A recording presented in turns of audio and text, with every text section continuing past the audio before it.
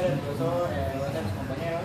Les voy a hablar de mi función en la guerra peruano-ecuatoriana de 1858 a 1860. Mayormente fue un enfrentamiento bélico entre la República Peruana y la República de Ecuador. Comenzó el 26 de octubre de 1858, cuando la Marina de Guerra bloqueó la costa ecuatoriana y finalizó el 25 de enero de 1860. A raíz de todo eso entró en una crisis diplomática y la declaratoria de la guerra, donde mayormente el ministro peruano Cavero pidió al gobierno de Ecuador la suspensión del convenio con los ingleses y la celebración de un tratado de límites peruano-ecuatoriano a plazo fijo. Para zanjar de una vez el asunto limítrofe, cuya solución se había venido postergando irresponsablemente, Ecuador aceptó en lo concerniente al tratado y anunció que enviaría una delegación a Lima, pero se negó tangentemente a suspender el arreglo con los ingleses.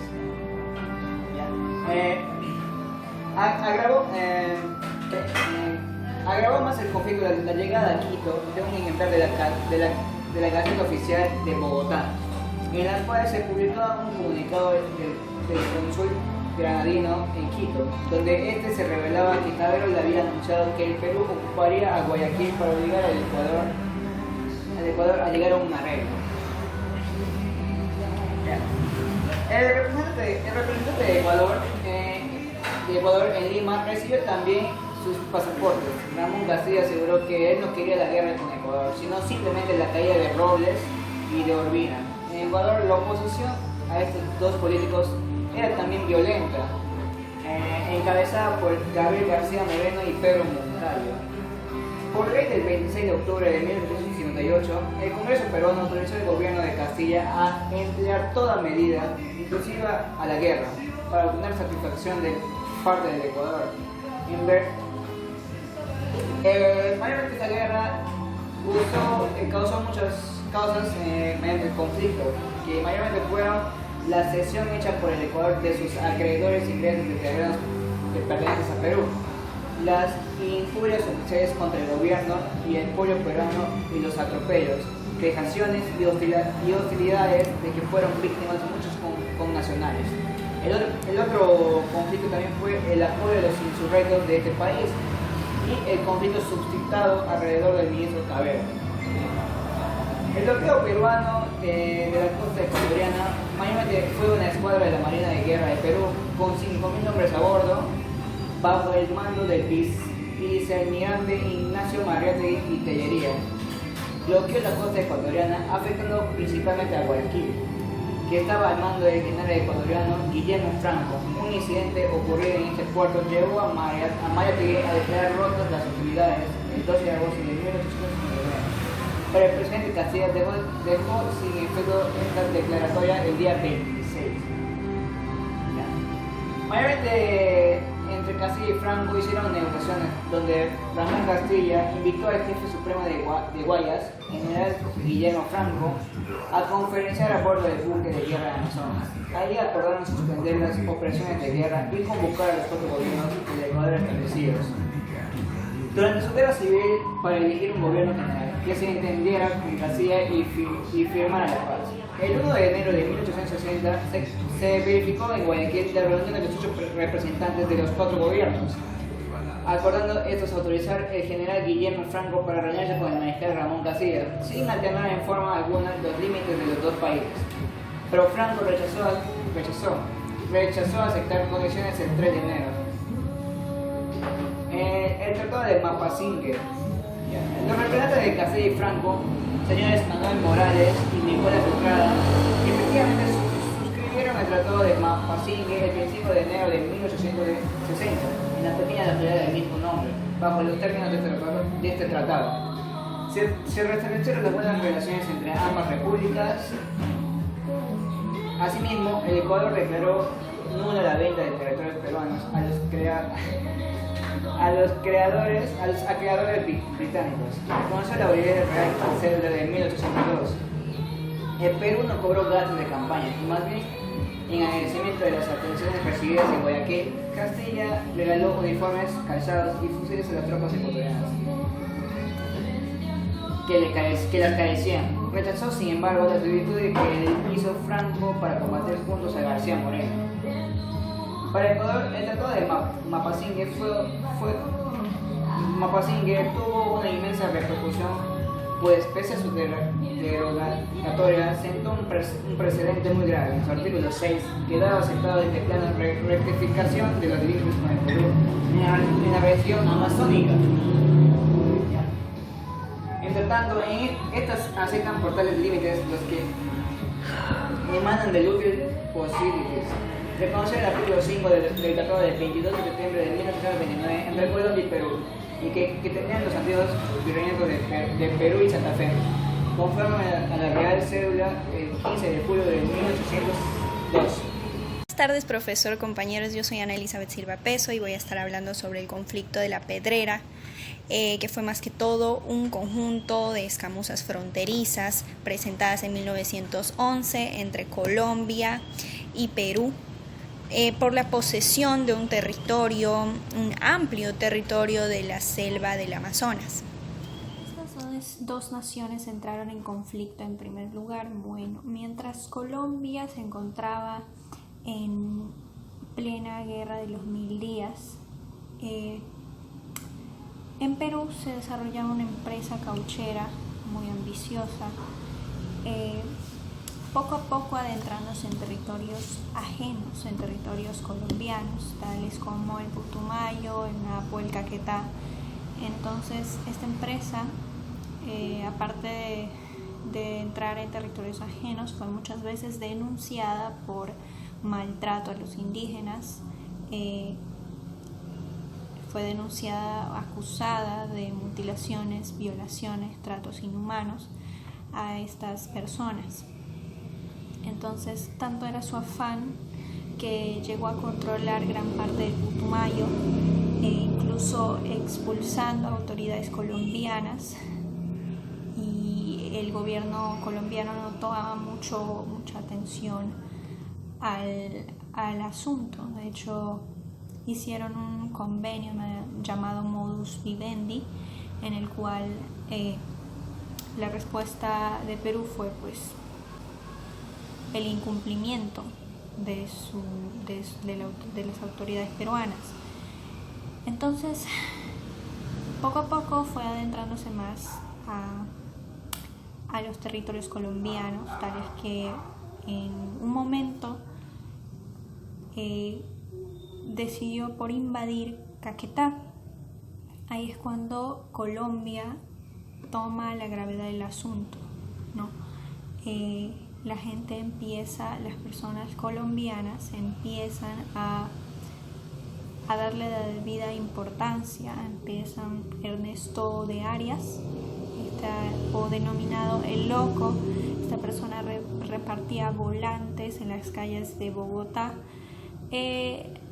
denunciando el hecho de que podría pasar como el conflicto de Panamá, pero a manos de los peruanos. Entonces, en cuanto a la batalla, en la base de la Pedrera hicieron un campamento donde había una trocha de 6 kilómetros, 3.000 metros cuadrados para cultivos y un conjunto de trincheras. Pero lamentablemente la mayoría de los soldados colombianos, estaban enfermos de la fiebre amarilla. Entonces había muchos enfermos, muchos moribundos y pocos soldados dispuestos a pelear, lo cual generó una negativa, ¿no? El comandante Óscar Benavides exigió la retirada, lo cual consiguió nada más que la negativa en el primer enfrentamiento.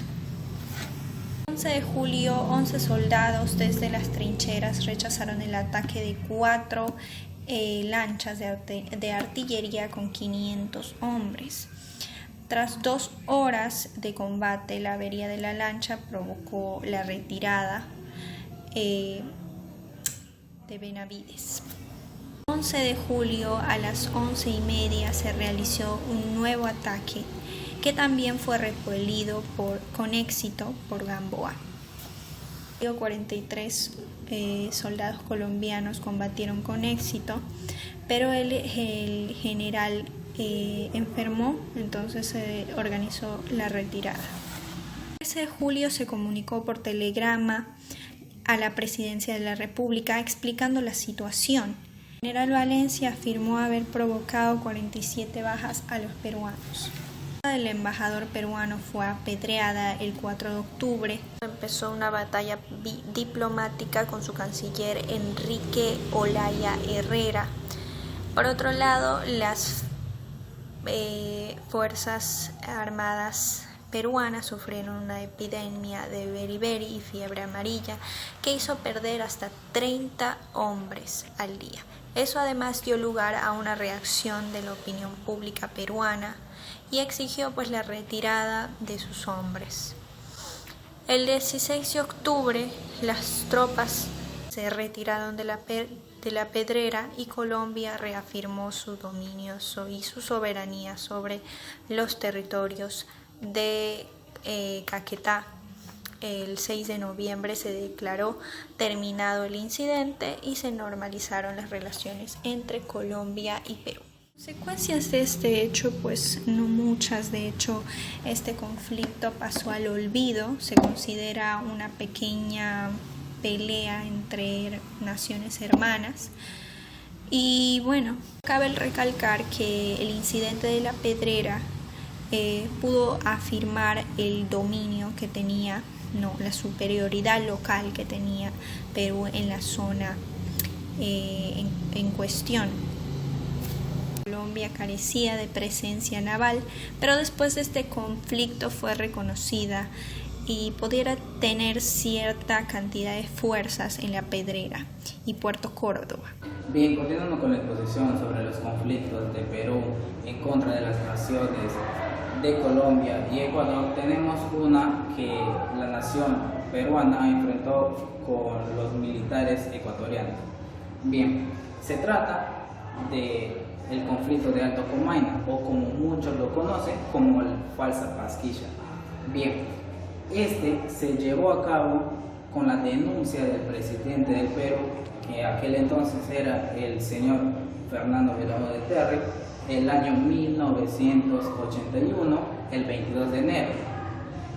Empieza cuando el presidente denuncia uno de los sucesos que llamó la atención a los jefes, a los altos mandos militares peruanos, debido a que una aeronave realizaba una misión de abastecimientos en los puestos de vigilancia situados en la zona del río de Alto Comaina.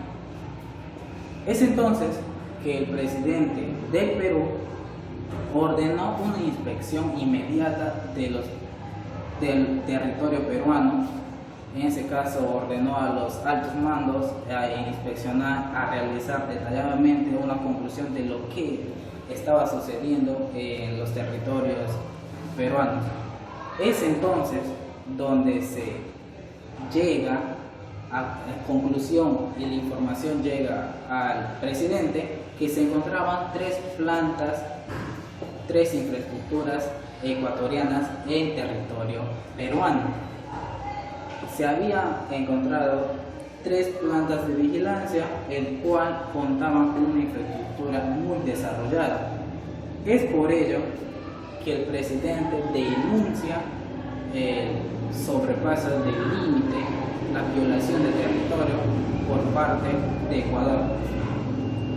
En ese tiempo el presidente Jaime Rodolfo Aguilera, que estaba a cargo de la nación de Ecuador, trata de justificar este acto, esta violación de territorio por parte de Ecuador como el Falsa Pasquilla, como lo determinó el presidente del Perú, debido a que ellos mandan coordenadas de acuerdo a la frontera según que le pertenecía al Ecuador.